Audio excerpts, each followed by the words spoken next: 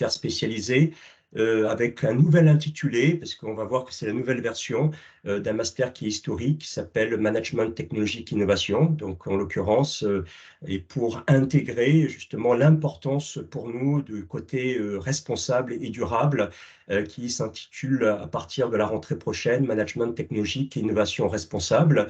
Le fait important, c'est que c'est un master spécialisé, une formation en alternance, donc professionnalisant, parce que c'est relié à un titre qui est inscrit au répertoire national de la certification professionnelle.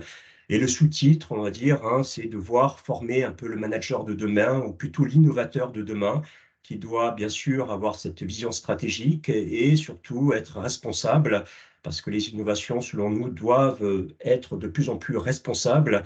Et toute innovation n'est pas forcément source de progrès, donc il faut voilà, réfléchir sur cette notion de responsabilité et tenir compte voilà, des enjeux, comme je l'ai dit, de la transition écologique, économique, toutes sortes de transitions, dans un monde qui est de plus en plus, bien sûr, globalisé, globalisation des marchés, de la concurrence, globalisation de la technologie également, et ces technologies qui renforcent d'ailleurs la mondialisation, hein, comme bien sûr le numérique. Et donc, je vais être accompagné donc, de deux diplômés, donc Antoine qui est chef de projet énergie alternative, décarbonation chez Renault Trucks, et qui vient d'être diplômé. D'ailleurs, la remise des diplômes a lieu le 1er avril. Et Ouais, donc, voilà, il bonjour à tous. continue son alternance chez Renault Trucks. Soit tu te présentes maintenant, ou plutôt tu vas te présenter lorsque, hein, effectivement, et dire l'idée, c'était bien sûr qu'il témoigne, qu'il parle de son parcours, des apports de ce programme, et de montrer aussi l'importance de la thématique du développement durable dans le management moderne et le management de l'innovation. Et j'ai demandé également à Jérôme Payonne, qui est diplômé, plus ancien, 2015, du master MTI, mais était dans sa version part-time exécutive, parce qu'il était à l'époque déjà un professionnel, mais il a souhaité, suite à une longue expérience, hein, je pense que tu es diplômé aussi de Centrale Supélec, qui a souhaité avoir aussi cette double compétence, double casquette, et qui occupe maintenant le poste de directeur marketing innovation groupe chez Le Petit Forestier, hein, donc tout ce qui est, je pense, le frigorifique. En tout cas, il vous parlera aussi des enjeux liés au durable par rapport à ça. Donc, avec moment d'échange, bien sûr, hein, questions-réponses, mais bon, l'idée, c'est aussi qu'ils puissent vous partager un certain nombre d'insights concernant le programme et surtout leur parcours, leur expérience. Et bien entendu, bon, avant, hein, puisque peut-être vous avez une information un peu disparate sur le programme, de faire une synthèse de ce qu'est le MS MTIR, Management Technologique Innovation Responsable. Donc, on va dire, je vais peut-être mettre le mode diaporama, ça va peut-être être un peu mieux à partir de la diapo actuelle. Tout simplement un programme double compétence. Je pense qu'on peut parler de ça. Ça vise la double compétence technico-managériale. Bien entendu, elle est beaucoup plus forte hein, si on vient d'un milieu, background technique, mais on s'est aperçu au fil des années que de plus en plus d'étudiants venant d'écoles de commerce vont aussi dans ce programme. Antoine pourra témoigner. On a des étudiants d'écoles de commerce, déjà de GEM. On a des étudiants de Neoma, de Schema, de M Lyon, de Cage qui viennent ici parce que, un peu comme vous, ils souhaitent aussi monter en compétences et parce que leur programme, bien sûr, a préparé au management, mais un management, on va dire, un peu plus classique. Et l'idée, c'est qu'ici, on va parler de management technologique, d'innovation, d'entrepreneuriat tech. On va voir aussi que l'objectif, c'est de former, au-delà des entrepreneurs, mais des intrapreneurs, hein, capables au sein d'entreprises de pouvoir porter des projets innovants, développer de nouvelles activités. C'est un programme, j'insiste, qui est professionnalisant parce que c'est un MS. On ne fait pas joujou avec des entreprises qui vous financent hein, les études. Hein. Donc, on est là pour effectivement assurer, hein, si je puis dire, des missions et être efficace et pertinent par rapport aux tâches confiées. Un programme qui est dans l'ADN de Grenoble École de Management. Peut-être vous êtes renseigné sur notre école. Bon, c'est son ADN. Elle a été créée autour de ce positionnement historique qui est le MTI. Et avec le temps, elle s'est rendue compte aussi hein, qu'on est en œuvre au service de la société. Et elle a fait des questions liées à la société, à la durabilité, à la responsabilité sociale, quelque chose de très important. au point où c'est la première école qui est entreprise ou société à mission, et d'ailleurs qui fait partie, enfin qui est dans le dernier classement du Point, première école en France, du moins engagée dans tout ce qui est transition écologique. Et on va dire aussi que c'est un programme qui est la nouvelle version du MS, comme je l'ai dit, historique et fleurant de GEM, qui est le MTI, Management Technologique Innovation. Depuis 2020, on a introduit la notion internationale, c'était devenu manager d'affaires internationales, technologie, innovation. Et là, on réassoit effectivement en revenant vers notre titre originel et avec cette mention responsable qui est importante pour nous. Un programme donc en alternance, ça veut dire que vous allez être financé par l'entreprise via contrat de professionnalisation ou d'apprentissage. Et le titre pourrait être beaucoup plus précis, beaucoup plus long, hein, mais qui est beaucoup plus explicite, hein. Le MTIR, c'est être manager du développement stratégique d'innovation technologique responsable. Donc, on va voir toutes ces phases de conception au business development, d'innovation technologique, et en intégrant bien entendu la dimension responsabilité et durabilité.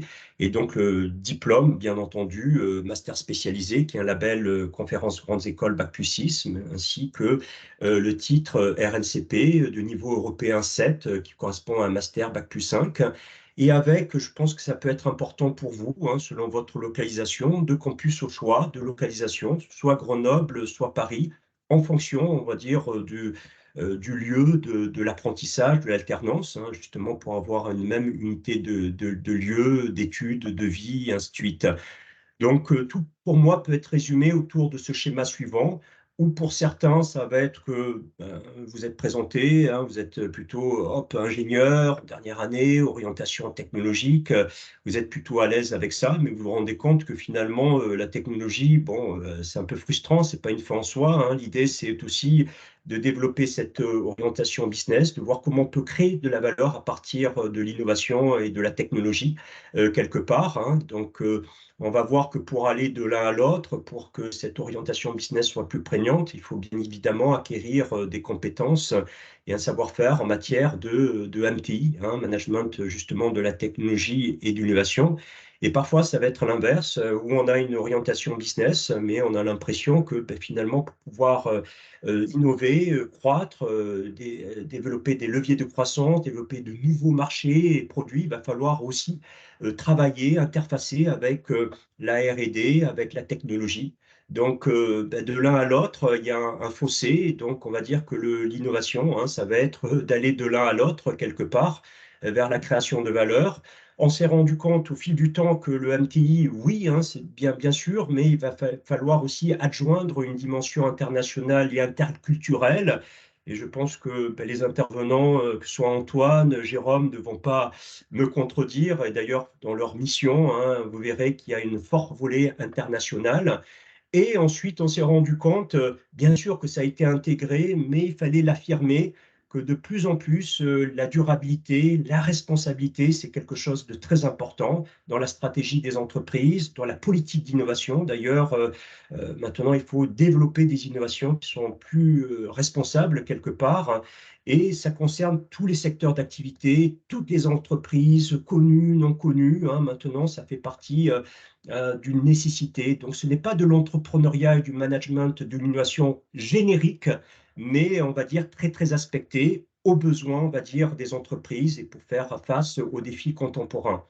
Donc, les objectifs, bien sûr, ils sont professionnalisants, hein. L'idée, c'est de ne pas faire une boîte théorique, hein, sur l'innovation, c'est si, depuis Schumpeter, l'entrepreneuriat, hein. L'idée, c'est de manière très concrète de voir en quoi ça peut contribuer à la création de valeur et à la performance des entreprises, bien sûr, sur ses marchés, sur son fonctionnement, sa chaîne de valeur, son business model, son modèle stratégique, comment exploiter cette innovation technologique, justement, pour avoir des produits, services de plus en plus innovants, sophistiqués, même si on va voir que de plus en plus, il y a un phénomène de low-tech, hein, qui se développe, hein, où c'est pas la course effrénée vers la sophistication technologique, et parfois, on en revient à quelque chose de peut-être plus simple, épuré, et avec moins d'impact aussi social, et qui peut aussi très bien faire l'affaire, qui peut faire l'objet d'une innovation dans les métiers, outils de production, de gestion.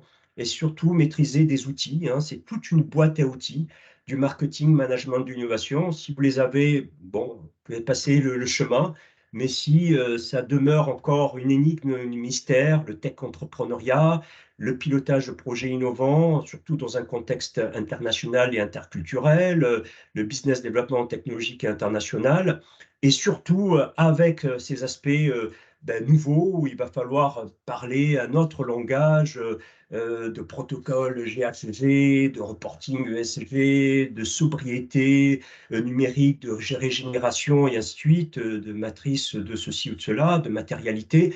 Donc voilà, ça c'est un nouveau champ, hein, qui n'était pas dans le management un peu courant et qui de plus en plus est devenu incontournable.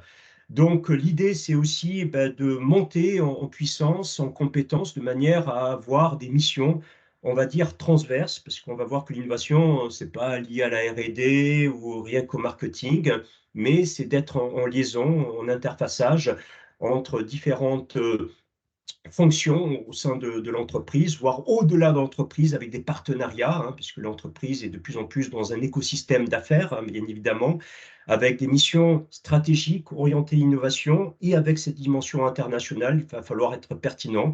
Développement et marketing d'offres technologiques innovantes durables, ingénierie d'affaires, des nouveaux métiers qui s'appellent Key Account Management ou Global Key Account, hein, pour gérer des comptes clés, des gros clients, de leur développer des solutions adaptées, business développeurs, manager de projets d'innovation, voilà, développement de nouveaux produits, projets collaboratifs, parfois des projets financés par des projets de partenariat public-privé, open innovation, des programmes de projets de collaboration avec des startups pour avoir de nouvelles innovations.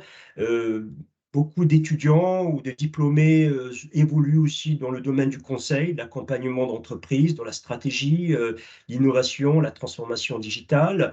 Et ensuite, j'ai des étudiants qui ont créé aussi leur entreprise innovante, qui ont été incubés à GEM, ainsi de suite. Donc, avec cette boîte à outils, en tout cas, ça nous donne des cordes à notre arc et qui nous permettent d'être des intrapreneurs ou entrepreneurs, voilà, basés sur la technologie avec des entreprises, bien évidemment, hein, parce que GEM est connu pour sa dimension MTI et c'est en plus un programme qui est historique à GEM puisqu'il a été créé en 1987. Donc, bien évidemment, hein, sans dire qu'à Cannes, on va vous dérouler le tapis rouge, mais tout de même, hein, en faisant ça, bon, voilà, on a une carte de visite qui est non négligeable pour être, voilà, être pertinent et interpeller voilà, ces entreprises-là. La pédagogie, hein, bon, ils pourront témoigner, elle est vraiment learning by doing. En tout cas, on a voulu tel quel. Peut-être qu'on peut le retrouver, bien sûr, dans d'autres écoles. Mais pour nous, pour un master spécialisé, hein, il s'agit, comme je l'ai dit, d'être plutôt basé sur le côté pratique, l'expérience, la connaissance de soi, pas quelque chose uniquement sur la théorie. Bien sûr, il y a des apports théoriques, hein, et il faut d'ailleurs aussi des méthodologies, mais ensuite, il faut beaucoup de mise en pratique avec des intervenants de haut niveau, qu'ils soient français, internationaux, plus du côté professionnel qu'académique, ou soit on a des académiques, mais avec une expérience probante de l'industrie.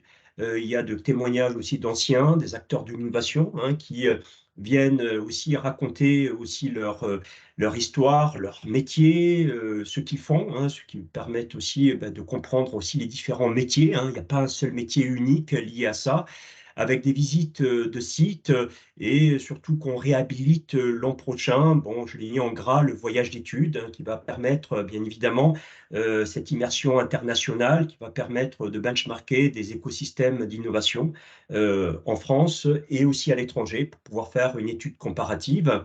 Une partie des cours dispensés en anglais. L'anglais est important et quand ce n'est pas dispensé en anglais, même ces cours-là intègrent cette dimension internationale, hein, parce qu'il ne s'agit pas de voir le business par le petit bout de la lorgnette, bien évidemment. Une pédagogie qui est innovante, très appliquée, hein. On travaille beaucoup sur des études de cas, sur des projets, des mises en situation, des négociations. Antoine va pouvoir vous en parler. On vous prépare, on vous met en conditions réelles pour faire des négociations internationales, des jeux de rôle, des cours de leadership, ainsi de suite, des missions terrain, hein. On va travailler aussi pour le compte d'entreprises, de porteurs de projets, des entreprises, des startups sur des missions d'innovation. Vous allez vous transformer entre guillemets en consultant pour pouvoir apporter votre regard et soutenance devant un jury. Il y a un projet effectivement aussi de création d'entreprise. Vous pouvez travailler sur votre propre entreprise, start-up que vous souhaitez développer. Et certains, un professeur Conan qui me dit aussi que certains ont pu être ensuite passer certains concours ou d'autres qui ont pu être incubés. Donc, ce n'est pas quelque chose qui est uniquement académique et scolaire. On travaille sur des simulateurs, des serious games, hein, pour pouvoir vous parler du Seizing Global Challenge, de Creanov.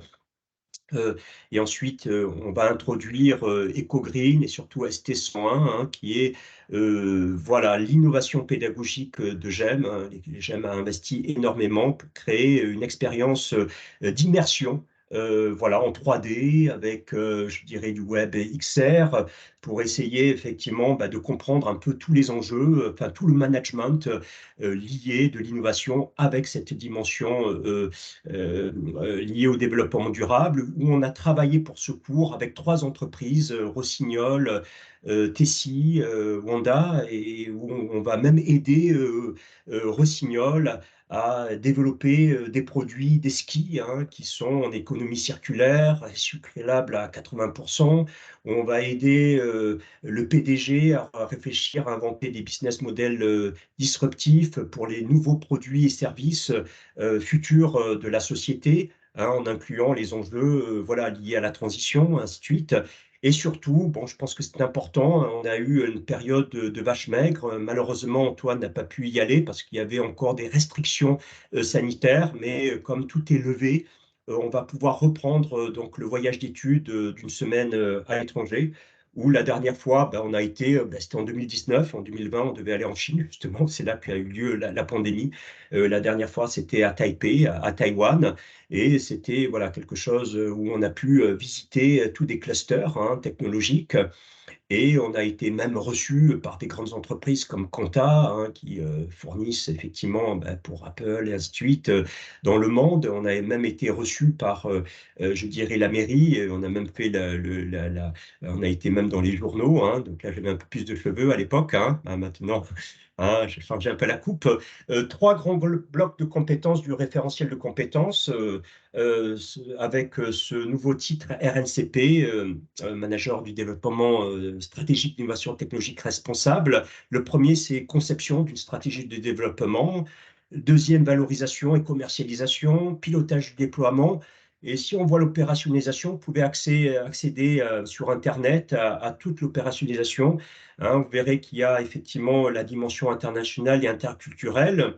En gros, il ne faut pas avoir peur, on va chercher à former un peu le Superman, un peu de l'innovation, hein, parce qu'il va falloir être un intrapreneur capable de stratégie, de déploiement, et effectivement être business développeur et commercial, donc d'être très complet sur ces 3 blocs et qu'on a décliné. Et après, pour moi, c'était plus clair de garder ces grands en tête de la stratégie, marketing, vente, finance, ainsi de suite.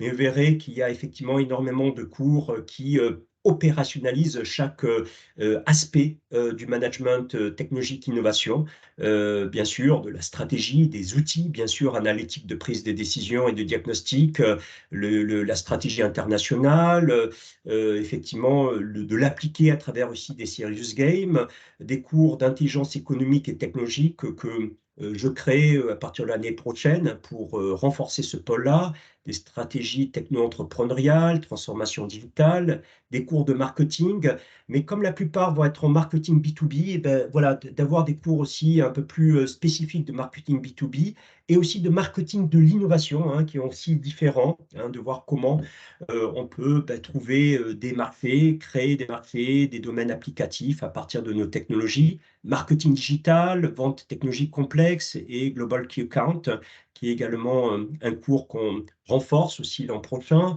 des cours de gestion des opérations, propriété intellectuelle, de négociation d'affaires au niveau international, de droit. je dirais, et gestion des risques, d'analyse financière, mais ça, c'est des cours de base, hein, vont être rapides, mais ensuite, on va passer aussi à des cours beaucoup plus spécifiques sur la stratégie, la finance entrepreneuriale et sur tout ce qui est pilotage financier de start-up, hein, Startup Performance Design Management, c'est justement ce projet réel de création d'entreprises innovantes. Management d'équipe, on aura aussi du BTI, hein, comment révéler son charisme, son leadership, du théâtre, et aussi des cours pour renforcer ce soft skills de management interculturel, collaboratif, voire même management de l'intelligence émotionnelle, hein. Donc, tout ça, ça va être aussi une partie importante de cette formation, parce que derrière la responsabilité, il y a aussi la notion d'intelligence émotionnelle, et derrière, c'est aussi de former des leaders responsables.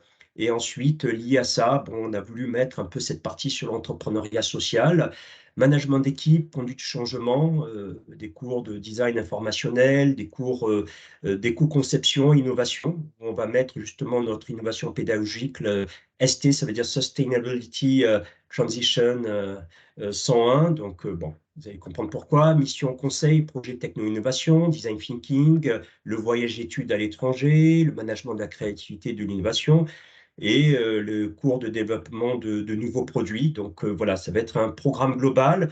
Bon, je ne vais pas passer hein, tous les mini-bios, mais pour montrer, bon, après Antoine pourra peut-être faire un témoignage sur les intervenants, hein. Et pour moi, un bon programme, c'est aussi au niveau voilà, aussi des profs, des intervenants qui doivent être très pertinents et adaptés par rapport experts aussi de leur domaine. Voilà, des personnes hein, qui voilà, connaissent bien, qui ont une grande expérience et aussi un sens aigu de la pédagogie, qui vont voilà, vous expliquer, bon, Hubert Kratirov dans le domaine du marketing digital, Michel Milly dans tout ce qui est management interculturel ou collaboratif, hein, qui a un doctorat de Harvard University, ainsi de suite, qui est aussi directrice d'EBA au sein de GEM, Arsia Mircellani, qui est aussi, voilà, qui a été aussi dans tout ce qui est secteur high-tech, biotech, ainsi de suite, dans tout ce qui est finance, high-tech, Eric Radzinski, qui est dans la propriété intellectuelle, Yann Witten en marketing. Donc, avec le Covid, maintenant, comme bon, maintenant, ils peuvent revenir, hein, puisqu'il y a moins de restrictions. Hein, Rémi Hédard en design thinking, vous avez même un certificat de design thinking à l'issue de ce bootcamp en design thinking. Calendrier de la formation, très rapidement, hein, c'est les derniers slides. Après, je vais quand même laisser la parole, hein, c'est quand même l'objectif aux diplômés. Je pense que c'est très important pour vous. C'est en cours de finalisation, mais on va se diriger vers ça avec des semaines, une semaine qui va être consacrée au voyage d'études. Mais je n'ai pas eu d'autre choix que, bon, je voulais davantage, effectivement, il faut quand même faire passer plus de 500 heures de cours, hein, tout de même. Et je souhaitais qu'à partir du mois de juillet, il n'y ait plus de cours quelque part. Ça va être du plein temps entreprise jusqu'à la soutenance de la thèse professionnelle fin novembre, tout simplement. Donc ça, c'est pour Paris, un démarrage début octobre, et pour Grenoble, fin septembre, et où on termine une semaine plus tard, début juillet, avec une semaine, bon, parfois il y a 2 semaines d'affilée, mais il faut savoir qu'il y a une semaine quand même qui va être consacrée aussi au voyage d'études. Et voilà, dernier slide, juste pour montrer, Lorraine est là, à la limite, si vous avez des questions tout à l'heure hein, sur la procédure de sélection, hein. Sachez qu'il y a parfois des sessions, parfois on va faire du fil de l'eau, parce on se doit d'être réactif, hein, parce que premier arrivé, premier servi, et une fois que vous êtes sûr d'être pris, bah, de pouvoir enclencher la phase de recherche d'une alternance. Donc on a mis chaque semaine, parfois une demi-journée, une journée, donc au fil de l'eau. Il y a eu de grosses sessions au mois début février, mais bon, à partir de maintenant, ça va être plutôt du fil de l'eau, avec un dossier à télécharger sur Internet, où bon, ce serait bien d'avoir quand même des lettres de recommandation émanant voilà, de personnes d'entreprise ou académiques. Et le TOEIC, à l'époque, c'était obligatoire, mais on s'est rendu compte que le TOEIC, bon, certains n'ont pas ça, mais autre chose. Mais en tout cas, une partie de l'entretien se fait en anglais. Et si je sens que c'est un peu limite, je peux demander toujours à un collègue en anglais de pouvoir vous tester. Après, bon, c'est pas un programme 100% en anglais, mais voilà, il faut quand même pas être largué par rapport aux cours, parce qu'il y a 30-40% de cours en anglais. OK. Voilà, pour en savoir plus, vous avez les coordonnées, on vous partagera ces diapos, Lorraine qui est ici présente, moi-même, hein, vous pouvez aussi, directement aussi me contacter, pas de souci. OK, donc je termine avec les points différenciants du programme. Bon, déjà, bon, je pense que quand on parle de GEM, bon, tout le monde s'accorde à dire, et même quand je vais dans les écosystèmes étrangers, hein, puisque j'ai fait plusieurs pays déjà, et c'est vrai que, voilà, on est admiré par rapport, déjà Grenoble, hein, cette Silicon Valley, mais aussi Grenoble École de Management par rapport à ces aspects-là.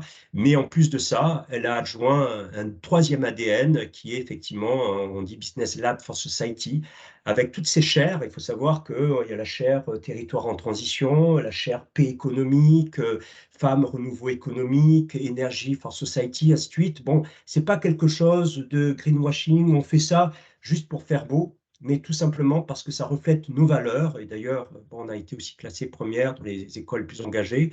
Des intervenants de calibre, hein, voilà, en tout cas, ils pourront vous le dire, diplômés, possibilité bien sûr d'apprentissage, contrat pro, hein, donc c'est vrai que ça résout quand même l'équation financière, hein, pour les étudiants. Et surtout, c'est un programme qui n'a pas été improvisé en alternance. On est là depuis 2012 en alternance. Au départ, c'était vrai plus contrat pro, et depuis effectivement 2020, apprentissage en su du contrat pro. Un programme global et unique, parce que là, je pense que tout le monde parle d'innovation, mais je pense que là, on a pris en compte toutes les dimensions du pilotage, effectivement, d'un business, voilà, basé sur la technologie, une pédagogie appliquée et le voyage d'études et surtout les alternances mission terrain. J'ai quelques slides qui montrent un peu ce que font les étudiants, hein, mais bon, hein, c'est pas le but principalement, voilà, de cette présentation. Hein, donc, je vais désactiver donc cette présentation. Aïe, j'ai pas l'heure. Oh, il est déjà 35 pour peut-être donner la parole à Jérôme et Antoine. Bon, je pensais avoir fait 25. Ouais, on a commencé à 10, hein, un peu plus long que prévu. Voilà, mais j'espère que ça peut donner aussi des éléments d'appréciation, voilà, du programme. Jérôme, Antoine, qui souhaite, peut-être Antoine, peut-être, Bah, écoutez, ça voilà. m'est égal, ouais. Ok, Ouais, bah écoutez, je allez, vais essayer de faire vite et puis Jérôme, je te donne la main juste après. Vous m'entendez bien? oui, Ouais, très ok, bien, super. super. Et bah écoutez, merci pour l'intro, Philippe. Effectivement, moi j'ai, on va dire, moins de recul par rapport à la formation que Jérôme peut avoir, puisque j'ai fait le programme l'année dernière, tout simplement. Je l'ai fait à Grenoble et je l'ai fait en alternance chez Renault Trucks, donc à Lyon, pas si loin de Grenoble. Et moi, ma formation à la base, c'était une formation d'ingénieur à 500 mètres de l'école de management de Grenoble. C'était à Grenoble INP Felma, dans l'énergie, donc un peu quand même dans cette dimension, enfin, la transition énergétique m'intéressait déjà. Et donc, c'est tout naturellement que j'ai postulé au MS. Et donc, j'ai intégré la direction commerciale de Renault Trucks France dans le cadre de cette alternance. Ça s'est super bien passé. Et puis, ben, on m'a proposé de rester dans l'équipe. Donc aujourd'hui, je suis chef de projet énergie alternative chez Renault Trucks France. Et je travaille en centrale, donc sur tout le périmètre Renault Trucks, qui, comme je vais vous le présenter, qui est on va dire, bien présent en Europe. Ce que je vous propose, c'est d'évoquer un peu mon job actuel, là, pour un peu, je pense, que ça peut vous aider à vous projeter. Qu'est-ce qu'on peut faire après l'EMS au bout d'1 an? Et puis, je terminerai juste par une petite slide qui reprend un peu les notions et qui fait parallèle entre le programme et puis mes tâches que je fais au quotidien. Si ça vous va, je vous partage ça. Parfait. Tac. Donc, donc en termes de Renault Trucks, donc c'est le premier constructeur de poids lourds qui est, on va dire, leader dans les énergies alternatives et dans l'électromobilité en France. Donc, vous voyez son périmètre d'action, il y a également à l'international, mais l'Europe, c'est la région du globe dans laquelle son action est la plus marquée, et en particulier le marché le plus dynamique pour Renault Trucks, c'est le marché français, puisque historiquement, Renault Trucks était très bien implanté, en particulier dans la région lyonnaise. Le siège social est à Lyon. Bien qu'aujourd'hui, Renault Trucks est une marque du groupe Volvo. Donc, il y a énormément d'autres marques au sein du groupe Volvo, mais Renault Trucks, c'est plus Renault jaune comme les voitures, c'est le groupe Volvo. Voilà.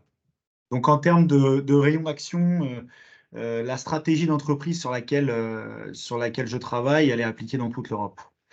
Et donc, concrètement, je vous ai parlé d'énergie alternative, mais en fait, Renault Trucks, et comme tous les constructeurs de poids lourds, sont, on va dire, euh, contraints à changer leur activité depuis plusieurs années maintenant, puisqu'ils font face à deux défis.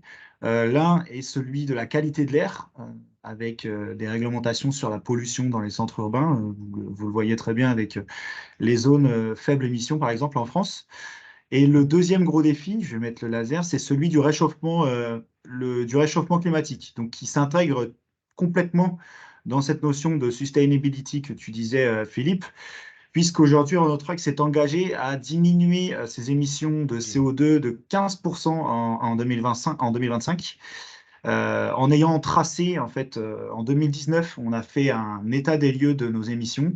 Et c'est basé sur cet état des lieux de 2019 on s'est fixé moins 15% en 2025 et moins 30% qui est même en cours de révision par la Cour européenne et qui va être augmenté à moins 45% de réduction des émissions de CO2 de ces activités.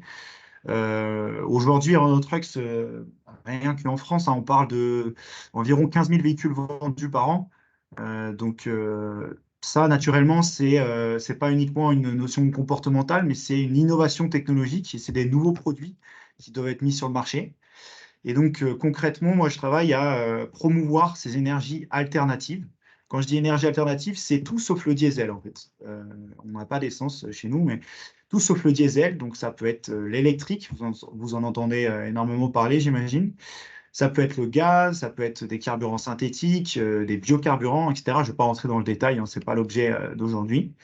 Mais l'idée, c'est vraiment de décarboner les activités de nos clients en leur proposant un mix énergétique selon leurs besoins. Et il y a bien quelque chose qu'il faut garder en tête, c'est qu'aujourd'hui, l'extrême majorité des volumes qui sont vendus par le groupe Volvo, c'est des véhicules diesel. Et c'est ce profil-là qui nous sert à financer notre transition énergétique. Donc théoriquement, en fait, moi je sais que quand je travaillais sur mon mémoire pro, où j'abordais ces notions-là, je me disais ben, pourquoi on n'investit pas plus à fond dans la mutation des activités. En fait, il y a toute cette notion d'équilibre et de profitabilité qu'il faut prendre en compte. Changer tout un écosystème et tout un secteur d'activité, ça ne se fait pas en un claquement de doigts. C'est des investissements qui ont lieu déjà depuis 10-15 ans au sein du groupe. Et donc aujourd'hui, même si on promouvoit des nouvelles énergies, il y a quand même tout un pan de réduction des émissions de CO2 qui peut être fait sur le diesel, notamment en développant des nouvelles motorisations, toujours dans l'innovation technique de nos camions et la communication commerciale que l'on peut faire autour, qui nous permet de optimiser notre consommation de carburant. À droite, l'électromobilité, je vous en ai parlé, c'était l'une des quatre énergies alternatives, celle sur laquelle on se projette d'avoir les plus grands volumes en 2040. Et dernière chose, c'est ces notions d'économie circulaire qui concernent toute la gamme, hein, également les véhicules diesel. Aujourd'hui, on a une vraie volonté, c'est de prolonger la durée de vie de nos produits, de la durée de vie de nos véhicules. Et donc, du coup, on est amené à les repasser à l'atelier, à changer certaines pièces pour ils soient mis en véhicule de seconde main sur d'autres marchés. Je pense au marché africain, au marché asiatique, etc. Ça peut être également de la régénération ou par exemple, je prends l'exemple des véhicules électriques, c'est les batteries, on entend beaucoup parler du recyclage, etc. C'est aussi construire et investir sur des filières de seconde vie des batteries et de troisième vie des batteries, donc les mettre sur des applications moins sévères en stockage d'énergie, par exemple. Voilà, en tout cas, il y a plein d'énergie, il y a plein, pardon, d'initiatives qui émanent de ces trois piliers qui aujourd'hui dictent la stratégie de transition énergétique de Renault Trucks. Et enfin, sur la dimension internationale, Je vous ai dit, c'est des investissements colossaux. Donc, en fait, on est le groupe. Enfin, Renault Trucks a la chance d'être une marque qui s'appuie sur un groupe solide qui agit sur le périmètre international.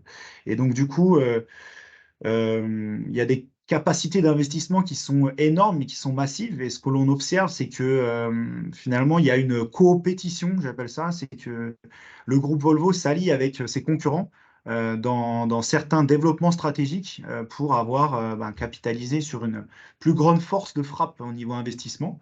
Je prends l'exemple des infrastructures de recharge. Aujourd'hui, si on vend un véhicule électrique, c'est plus uniquement un véhicule, c'est un véhicule, une infrastructure de recharge, tout un tas de services autour. Et donc, du coup, le groupe Volvo s'est allié avec Daimler. Daimler, en fait, derrière, c'est Mercedes. Et Traton, c'est MAN.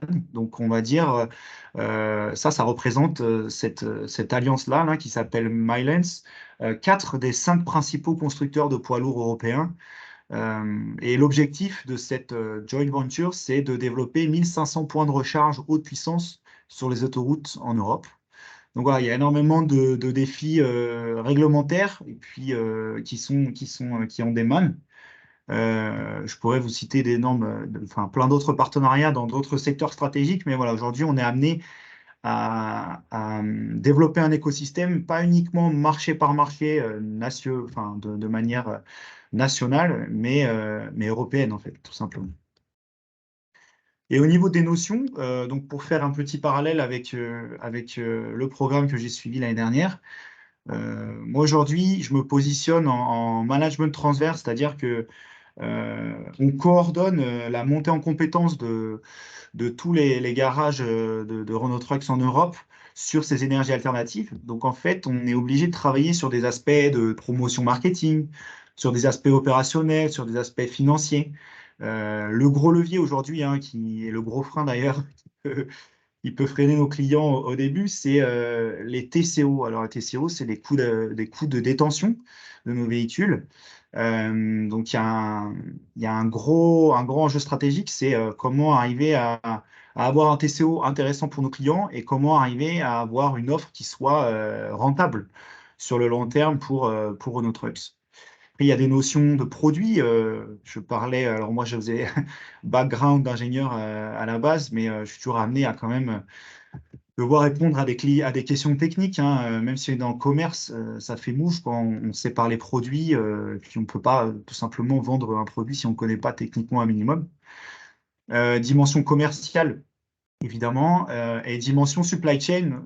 Aujourd'hui, nous, la crise ukrainienne nous a beaucoup affectés sur nos chaînes d'approvisionnement, sur certaines pièces de rechange de certains de nos véhicules. Donc, ça, c'est vraiment quelque chose qui doit être surveillé de près. Et la supply chain fait on évolue dans un contexte qui change énormément. Donc, il faut également être aussi à l'aise dans le changement. Et je sais qu'on avait des notions de conduite du changement aussi. Je ne sais pas si Philippe, tu en as parlé, mais qui étaient très intéressantes et très utiles pendant la formation. Tout à fait, hein, lié aussi à la transition écologique, hein, par Ouais. Rémi Angel Barrecht, tout à fait. Donc, nous, par exemple, si je prends, je sais qu'en un an et demi, si je prends l'exemple des biocarburants ou l'électrique, le marché a énormément évolué. Et donc, on se rend compte que ben, d'un mois à l'autre, les missions, elles changent énormément et peuvent prendre des directions qui sont très différentes. Donc, il faut vraiment être à l'aise dans les situations de changement et en particulier sur les situations, si on nous annonce que telle ou telle usine est fermée et qu'on coupe certaines offres, eh ben voilà, il faut tout de suite rebondir sur les autres aspects, sur les services, sur la finance, sur le marketing, etc. Donc voilà, je Très vais bien. m'arrêter là. Ben, Puis merci, en n'hésitez tout pas. cas, c'est très intéressant et vraiment ça exemplifie voilà, un peu l'importance voilà, de toutes ces dimensions hein, qui sont regroupées dans ce programme Management technologique, innovation responsable. Jérôme, hein, de ton côté, voilà, si tu peux faire une présentation hein, de ton parcours, hein, donc diplômé 2015, exec MTI, Management technologique, innovation. Voilà, qu'est-ce que tu fais? Eh ben, bonsoir à tous et à toutes. Vous m'entendez bien? Pas de problème? Oui, super. Yes. J'aimerais vous demander si ça vous ennuie pas d'allumer vos caméras parce que c'est très désagréable de parler à des initiales sur le team. C'est comme on se connaît pas, ça serait beaucoup plus pratique pour moi de voir vos têtes. Même si vous voulez pas, vous n'êtes pas obligé, bien entendu. Alors, donc moi, je Merci. suis, merci beaucoup. Je suis à la base, diplômé de Centrale Paris, enfin Centrale de Paris à l'époque, Centrale Supélec maintenant, en 2002, donc ça fera exactement 21 ans que je travaille, le mois prochain, et ça passe un petit peu vite. J'ai commencé ma carrière en tant qu'ingénieur plutôt en supply chain, donc les aspects qu'Antoine évoquait, juste avant, pour des groupes plutôt grandes consos comme, L'Oréal d'abord, puis Danone. Et en fait, je suis resté 10 ans chez Danone et chez Danone, à un moment donné, j'ai fait un petit pas de côté qui en a amené un autre et j'ai comme ça que, de proche en proche, je suis tombé dans l'innovation sur des projets, un petit peu, hors des sentiers battus, on va dire, chez Danone. Donc j'y suis resté jusqu'en 2013 et en 2013, il y a eu un plan de départ volontaire et les plans de départ volontaires, c'est toujours l'occasion de se réinventer en prenant un petit peu d'argent au passage. Donc j'ai décidé d'être volontaire et il se trouve que dans le cadre de ce plan de départ, il y avait, une partie des subsides qui étaient versés sous forme de formation et donc s'est posé la question de savoir comment j'allais utiliser, cet argent pour me former. Et en gros, j'avais 2 choix. J'avais un choix qui était, de se dire: «Bah, je vais me faire, 15 formations à 1 000 € sur des thématiques que je vais piocher à droite et à gauche» ou je vais aller, heu, faire quelque chose d'un tout petit peu plus packagé, d'un tout petit peu plus concret, complet, pardon, qui va me donner, accessoirement un tampon d'école de commerce et un réseau en école de commerce. Donc c'est comme ça que je me suis, inscrit au master MTI de GEM, 2013 ou 2014 et je crois que j'ai été diplômé en 2015, c'est ce que tu avais mis sur le slide, donc ça doit être vrai. Mmh. Heu, Avec la 8e promotion, je crois, du master exécutif. Donc le principe était, que moi je travaillais en même temps, du coup, c'était une autre forme d'alternance. Il y avait peut-être un peu moins d'heures, mais, à ce moment-là, j'avais quitté Danone pour monter une start-up, donc travailler sur un projet de start-up. Donc j'ai fait un petit peu les 2 en parallèle. Je ne sais pas si je le recommanderais d'ailleurs pour la réussite de la start-up, mais ça c'est une autre histoire. Donc il se trouve que pour des raisons, d'association et de qualité du concept de start-up en question, au bout d'un an et demi, j'ai arrêté. Et donc je me suis tourné vers, le conseil. J'ai fait un petit peu de conseil en innovation. Ça m'a permis de mettre en pratique un certain nombre de choses que j'avais vues dans le master et puis, de me faire un autre réseau, de rencontrer d'autres personnes, de voir d'autres univers. J'ai assez vite eu cette frustration du consultant, c'est-à-dire qu'on voit le début des projets mais pas la fin, le milieu et la fin, mais pas le début. On n'est pas à l'origine de la stratégie, et cetera. Donc il y a toujours un petit truc qui manque. Donc c'est comme ça que je me suis dit: «C'était sympa, mais je vais plutôt retourner, on va dire dans l'industrie» et donc après un rapide passage chez Allianz, assureur de technologie allemande, si je puis dire, hem et bien, j'ai atterri chez Petit Forestier il y a bientôt 5 ans en tant que directeur de l'innovation. Poste que j'ai créé, chez Petit Forestier, avec une équipe que j'ai montée et puis depuis j'ai pris, des responsabilités un petit peu plus larges puisque maintenant mon périmètre inclut, le marketing que j'ai créé également, qui n'existait pas chez Petit Forestier, c'est une boîte centenaire qui n'avait pas de marketing.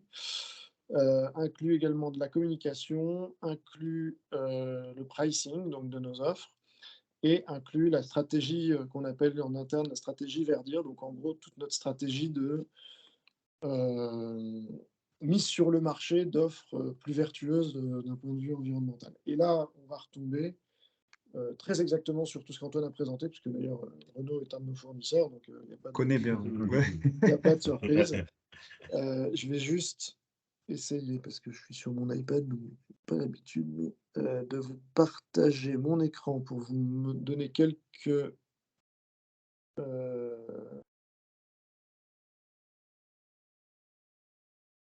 est-ce que vous voyez mon écran ou pas? Oui, on se Ah, voit. est-ce que vous Ah, voyez oui, mon très slide bien. avec des camions et des containers? Oui. OK. Donc, pour ceux qui ne connaîtraient pas Petit Forestier, et c'est tout à fait normal parce qu'on opère en B2B, donc les clients sont des professionnels.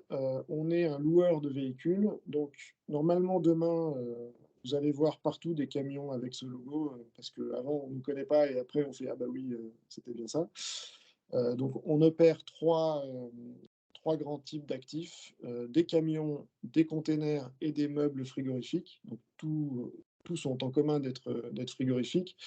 Tous ont en commun d'être, livrés sans, les opérations, c'est-à-dire qu'on ne conduit pas les véhicules typiquement, mais avec du service. Donc notre métier en fait consiste à financer ces actifs-là et à les mettre à disposition de nos clients, avec un service complètement intégré de maintenance, de mise à disposition, d'entretien, de contrôle, de transport, enfin de convoyage ou de transport quand il s'agit des meubles ou du container pour les livrer là où ils doivent être livrés. Bref, vous avez besoin de ce type de produit pour vous en servir vous-même, et ben, venez nous voir et on vous les met à dispo et on s'occupe de tout. Ça, c'est notre métier. Donc notre métier, il est essentiellement autour du service. Mais pour, rendre ce service, on a en fait toute une chaîne de valeur intégrée, dans notre activité. Les marques que vous voyez sur la gauche ici, Petit Forestier, Mendon, Stricher, Zephyren, sont des marques qui louent ces actifs, donc c'est des marques qui opèrent ce service. On a également une branche industrielle qui va s'occuper de carrosser les véhicules. Donc, Renault, on va les citer, nous livre des châssis qui sont des châssis nus, mais ne nous livre pas des camions frigo déjà tout faits avec la caisse, avec le groupe froid, avec, le haillon pour, charger, décharger les produits. Donc on a en interne, on appelle un carrossier, c'est le capitaine et Igloucar. Le capitaine est à Saint-Lô, en Normandie, que je ne me trompe pas entre la Normandie et la Bretagne, surtout s'il y a des Bretons ou des Normands dans la salle. Donc c'est en Normandie et Igloucar qui est en Pologne, qui tous les 2 fabriquent des caisses isolantes, qui nous permettent de garder les denrées du coup, à la bonne température avec tout l'équipement qui va bien. Et puis, on a également une entité qui s'occupe de recycler, revendre et donner une autre vie à nos véhicules une fois qu'ils ont vécu leur cycle normal, chez nous. Donc Fridge & Go qui, fait 2 choses en fait, qui vend des véhicules, et là c'est pareil, ça nourrit des filiales qui s'étendent plutôt en Europe de l'Est, éventuellement, en Afrique. Et également Fridge & Go, démonte des vieux véhicules pour récupérer les pièces et être capable de les réutiliser dans le cadre du service sur des véhicules en activité. Notre modèle économique, il est essentiellement autour de la longue durée, c'est-à-dire que quand on met un véhicule à disposition, nos clients nous signent des contrats de 4, 5, 6, 7 ans. Ce qui fait que, en fait, on fait des véhicules un peu sur mesure en fonction des besoins du client. On commande, quand on a signé le contrat avec les bonnes options, celles que le client, attend de nous, et après on se débrouille avec le véhicule quand il revient dans notre flotte au bout de 6, 7 ans. Hem, Juste quelques chiffres. On a donc 70 000 véhicules dans notre parc. En France, c'est 25 000, à comparer aux 15 000 que fabrique Renault Trucks chaque année, par exemple, ou, à comparer aux 100 000 camions frigo qui circulent en France. Donc on a à peu près un quart, on possède un quart des camions frigo qui circulent en France. On n'est pas aussi puissant à l'étranger, mais, la France, c'est notre marché premier, donc on a 50 000, meubles frigo, à peu près 5 000 containers. Plus intéressant, on a 300 points de service, dans le monde, enfin dans les pays où on opère. Donc c'est, des garages en fait, ou l'équivalent d'une concession qui s'occupent à la fois de commercialiser notre offre et d'entretenir, les actifs. Donc en gros, où que vous alliez en Europe, vous avez un centre de service Petit Forestier, pas trop loin, à moins de 200-300 km dans le pire des cas, et souvent beaucoup plus près. 2023, ça va être l'année où on va dépasser le milliard d'euros de chiffre d'affaires normalement. Donc c'est un cap important pour le groupe, et c'est aussi l'année où on va faire plus de la moitié de ce chiffre d'affaires à l'étranger. On va, enfin le groupe est vraiment un groupe français à la base, mais qui est en voie de forte internationalisation. Vous voyez sur la carte à votre gauche qu'on a des présences, bon, évidemment, principalement en Europe, mais également des importations aux États-Unis, en Afrique du Sud, au Maroc et au Moyen-Orient. Et puis voilà, on a passé cette année la barre des 5000 collaborateurs et des 20 pays. Donc on est une entreprise familiale, toujours, dirigée par, un forestier, la quatrième génération, mais on est de plus en plus en train de devenir un grand groupe, voilà, enfin, en tout cas, une grosse ETI pour l'instant et à terme un grand groupe. Hem, je pense que je peux m'arrêter là pour la présentation. Ça marche et juste vous exposer de façon un tout petit peu moins formelle, nos enjeux donc, hem, c'est bon vous Oui, par contre, tu as disparu, hop, si tu peux remettre ta caméra, je vais avez remettre. disparu? Ah bon? Voilà, c'est tout noir. Voilà, il y a une vignette. C'est mieux comme ça? Voilà, voilà, c'est mieux comme ça. OK. OK. Donc nous, nos enjeux, par rapport à l'innovation et par rapport à l'innovation responsable, ils sont très en ligne avec ce qu'Antoine évoquait. C'est-à-dire que, quand on a fait notre premier bilan carbone, j'ai un peu honte de dire que c'est le premier, mais il faut commencer de toute façon. En 2022, concernant l'année 2021, on a établi le fait que, en fait, 96 de nos émissions de CO2, des émissions de CO2 qu'on peut ramener, au petit forestier, bah, viennent de l'exploitation des véhicules. 85 c'est les camions qui roulent et les 11 restants, c'est Renault, quoi. Enfin, c'est la fabrication, et c'est nos Et fournisseurs je confirme, nous, c'est exactement les mêmes chiffres à peu près, hein. C'est 87% liés à l'utilisation des véhicules aussi. voilà, C'est ça. donc en fait, l'enjeu pour nous en matière d'innovation et en matière de vertu environnementale, il est en fait assez évident. C'est-à-dire que quand on a dit ça, il y a évidemment la problématique des ZFE, mais en vérité, on peut économiser le papier, on peut mettre en œuvre tout ce qu'on veut, comme action, si on ne s'attaque pas à ce sujet qui est vraiment l'éléphant dans la pièce, eh ben, on ne pourra pas, atteindre les objectifs de limitation du réchauffement climatique, notamment. Donc clairement, on est dans une démarche de conversion de notre flotte, du diesel vers l'électrique. On est aidé en ça par les ZFE, on est aidé en ça par les lois européennes, on est aidé en ça par la volonté d'un certain nombre de clients qui sont un petit peu pionniers, qui vont être un tout petit peu plus pushy que les autres sur ce sujet. On n'est pas aidé par le prix et on n'est pas aidé par, bah, encore pas encore tout à fait par la technologie qui a encore quelques limites, notamment pour certaines opérations un petit peu plus contraignantes que d'autres. Notamment, vous imaginez bien que l'autonomie d'un camion électrique reste encore tout à fait perfectible. Pour autant, aujourd'hui, moi, en tant que patron de l'innovation, il est absolument hors de question de travailler sur autre chose qu'une innovation qui soit, responsable. A minima, elle doit être neutre, c'est-à-dire qu'on fait des choses qui n'ont pas forcément un impact, majeur sur l'environnement, mais typiquement, quand on se parle d'innovation sur les véhicules ou sur le service, c'est clairement une des dimensions, qu'on regarde en premier aujourd'hui. Ça n'aurait pas forcément été le cas il y a quelques années, quoi. Donc clairement, le lien que propose le master entre ces deux notions d'innovation et de responsabilité, pour moi, il est évident. Alors, il est d'autant plus que dans mon périmètre, il se trouve que j'ai les deux. Mais franchement, ça me semble être vraiment au cœur des problématiques que portent des sociétés comme la nôtre, mais j'imagine par extension, enfin voilà, c'était aussi clair, même si on est dans le même secteur en vérité, Antoine et moi, mais ça me semblait aussi clair dans sa présentation qu'il serait totalement absurde aujourd'hui pour une société un peu responsable de se lancer dans des innovations qui auraient des conséquences néfastes pour l'environnement ou à minima des conséquences qu'on puisse anticiper, quoi. Enfin, on ne peut pas tout prévoir non plus, mais voilà. Donc tout ça pour vous dire que bah, ça fait complètement du sens, à mon avis, d'avoir ces deux notions qui se mélangent, que le fait d'avoir un master à 360 degrés sur ces enjeux-là, de la stratégie à l'exécution, en passant par le change management, et je pourrais jamais insister assez sur l'importance de ça. C'est-à-dire que le change, enfin, je veux dire, c'est facile en fait, aujourd'hui, d'acheter un camion électrique. C'est beaucoup moins facile de mettre en place l'écosystème qui va bien pour l'opérer. Et quand je dis écosystème, ça veut dire plein de choses. C'est évidemment des bornes de recharge, ça c'est sûr, c'est de l'infrastructure, mais c'est aussi et surtout, on a 300 points de service. 300 points de service, c'est 4 000 ou 3 000 mécaniciens.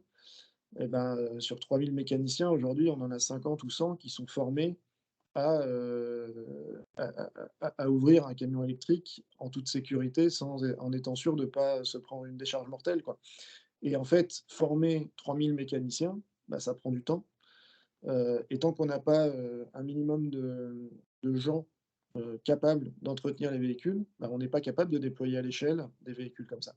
Donc tout ça pour vous dire que, en tant que groupe, c'est des problématiques, qu'on rencontre qui sont majeures et qui, si on ne les adresse pas, nous empêchent de faire cette transformation vers la responsabilité à une échelle qui a réellement un impact. Parce qu'encore une fois, aujourd'hui, on doit avoir 1 000 camions dans notre flotte qui sont, 1 200, qui sont à énergie alternative, à peu près la moitié qui sont des électriques. Ça va de plus en plus vite, et nos clients nous le demandent de plus en plus. Et tant qu'on n'est pas à l'échelle, tout ça n'a qu'un impact, assez limité, même si, un camion électrique, c'est -80, -50 ou voire -95 sur ta base, Antoine, % de CO2 en moins, voilà. Donc le vrai enjeu, il est d'arriver à porter ces sujets-là à l'échelle. Et pour ça, bah, clairement, on a besoin, enfin moi j'ai besoin au quotidien d'avoir, un certain nombre de choses en tête, dont une bonne partie ont pu m'être amenées par le master, reste, par ma longue pratique, professionnelle. Mais voilà, donc je sais pas, enfin pardon, j'ai peut-être été un peu en vrac sur la fin, mais si vous avez des questions, je suis tout à fait, Oui, très Moi, bien, on peut passer rebondis à je la rebondis juste à ce que tu dis, Jérôme, c'est que effectivement, on se dit dans un monde idéal, si tout l'écosystème est bien lancé dans la transition énergétique, ce serait top. Mais c'est aussi ça qui est stimulant, c'est d'être au début de la chose et de changer les mentalités, d'être là pour faire prendre conscience à tout le monde on peut y arriver. Donc c'est aussi moi justement ce qui m'a motivé. Et je pense que pour toi c'est la même chose. C'est aussi d'être dans l'innovation et être du coup embarqué à un moment qui est ultra intéressant puisque c'est un défi qui maintenant, on l'entend bien même avec la sécheresse de l'été dernier, c'est au cœur des sujets aujourd'hui, donc on est typiquement dans ce qui fait le plus sens aujourd'hui. Donc ouais. je trouve que là-dessus, la transition énergétique, moi c'est en tout cas pour ça que j'ai voulu travailler là-dedans, hein. Bah, moi je confirme que, enfin, clairement, l'innovation, c'est mon plaisir, la transition énergétique, c'est le sens, enfin, c'est la raison pour laquelle je me lève le matin, Ouais, c'est ça. tous les jours, Moi quoi. c'est la même chose. C'est ça qui donne un sens supérieur à ce qu'on fait au quotidien, quoi. C'est la cathédrale qu'on construit, jeter des pierres, quoi. Et puis maintenant, les personnes, je le vois, il y a eu un papier là, Carbone 4 sur Total, par exemple, qui est sorti il y a pas longtemps, qui dit pourquoi plus personne veut travailler chez Total Energy. Je ne vais pas expliquer du tout, je me prononce pas là-dessus, hein, mais je sais que la question du sens, c'est aussi quelque chose que notre génération se pose, contrairement peut-être à des générations précédentes. Mais aujourd'hui, on a vraiment envie de travailler dans une entreprise dans laquelle nos convictions perso et la strate de l'entreprise est plutôt alignée. Si c'est Exactement. ça, on a la chance de pouvoir postuler et partir ailleurs. Mais bon, il faut quand même avoir son diplôme. Mais on a la chance d'être quand même assez embarqué et un minimum qualifié. Donc, je pense que si en tant qu'élève, vous êtes intéressé et sensibilisé sur ces enjeux-là, euh, c'est top parce que c'est forcément quelque chose qui restera dans votre taf. On peut pas travailler 4-5 ans sur le même poste et avoir quelque chose qui est dénué de sens. Je pense qu'on perd sa motivation tout de suite. Et alors je jure qu'on ne s'est pas coordonné, mais ma responsable innovation dans mon équipe vient de chez Total, donc elle a quitté Total exactement pour ce genre de raison. Ah ouais, ok. Donc voilà. Et puisqu'on y est, message de service, je cherche des alternants à partir de septembre. très bien, C'est vrai hein, que nous donc aussi d'ailleurs. synchronicité, hein, c'est vrai quand j'ai N'hésitez pas. pensé un peu à vous 2 pour témoigner, bon je ne savais pas qu'il y aurait autant de clins d'œil, hein, et de synergie. En tout cas, j'espère que ça a un peu éclairé un peu plus, les enjeux de l'innovation, le programme. Peut-être, des questions bien évidemment, hein, parce que bon, je parlais comme une temps d'échange, on s'est plutôt exprimé. Beaucoup d'informations. Est-ce que vous avez des questions, aux différents intervenants? Lorraine est là aussi pour parler de choses peut-être très concrètes, hein, liées aussi au programme, aux inscriptions, à Jérôme, Antoine, moi. Est-ce que ça a répondu un peu aux questions que vous vous posiez peut-être pour cette réunion?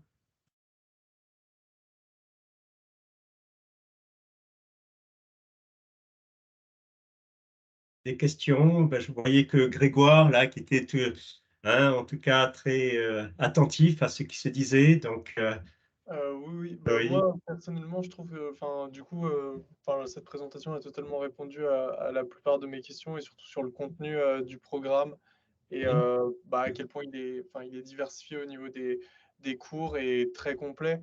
Donc, en fait, moi, je cherche un programme qui est, qui m'apporte les bases aussi sur différents thèmes aussi. Parce que, par Mhm. exemple, sortant d'un master en management, spécialisé plutôt marketing, j'ai pas eu tous ces aspects Ouais. financiers, droit, par exemple, Mhm. ou d'autres aspects au niveau de l'innovation qui Mhm. étaient manquants. Et du coup, Je pense que c'est ce qui est important, effectivement, hein, c'est que c'est l'assemblage hein, au niveau ouais, du management. Et c'est vrai que pour une dernière année, hein, effectivement, avant. Et en plus, ce qui est bien, c'est qu'on a une posture un peu hybride où on n'est pas totalement étudiant, on est salarié, mais pas totalement. Et donc, ça permet de développer une expérience, de gagner de l'argent, hein, quelque part, tout en se formant. Et ça permet effectivement de reconstituer un peu les pièces du puzzle parce que effectivement le marketing, c'est un aspect, hein, le commercial. Et il y a effectivement d'autres aspects qui peuvent être importants, voilà, à travers un peu ce programme. C'est pour ça que je dis qu'il est un peu unique, il est global. Je pense que vous l'avez bien ressenti. Des réactions, d'autres Moi, je rebondis à ce que des tu dis, questions? Grégoire, c'est que, par exemple, sur la finance, j'étais un peu dans la même posture que toi il n'y a pas si longtemps. Je me demandais, j'en avais jamais fait tout simplement. Et du coup, ce qui est cool avec ce cours-là, c'est que déjà, ce sera en groupe. C'est un projet qui est mené en groupe sur plusieurs mois. Et donc, du coup, il y aura forcément des gens de différents backgrounds. Et moi, je sais que dans mon groupe, on n'était pas tous au même niveau. Mais donc, du coup, tu apprends aussi bien avec le prof quand tu lui donnes des rendus intermédiaires qu'avec les élèves qui peuvent t'expliquer des concepts au début que tu saisis pas, tu vois. Donc, comme tu le disais, Philippe, au début, il y a beaucoup de travaux de groupe. Moi, je pense que c'est quelque chose qui m'a bien aidé. Des fois, on n'ose pas forcément demander devant toute la classe des choses qu'on comprend pas du tout ou des concepts qui paraissent assez simples. Et le fait d'avoir des gens qui en ont déjà fait des fois dans des semestres électifs en école d'ingé ou je dis n'importe quoi, hein, des gens qui venaient de la fac, etc. Donc, tu peux aussi bien en parler aux profs qu'aux élèves, quoi. ouais. Ok. Très bien. S'il n'y a plus d'autres questions, en tout cas, grand merci en tout cas d'avoir participé effectivement à cette réunion d'information. Grand merci Antoine et Jérôme, hein, vraiment donc très pertinent et effectivement ça nous renforce, j'aime effectivement dans ce positionnement qui est unique et pour répondre effectivement aux défis effectivement de cette transition, de cette transformation qui est souhaitable par les entreprises. Donc voilà, tout est voilà, en cohérence. N'hésitez pas en tout cas à nous solliciter, hein, Lorraine et moi. Bien sûr. Donc voilà, Lorraine, sans doute, on va voilà, communiquer le replay, les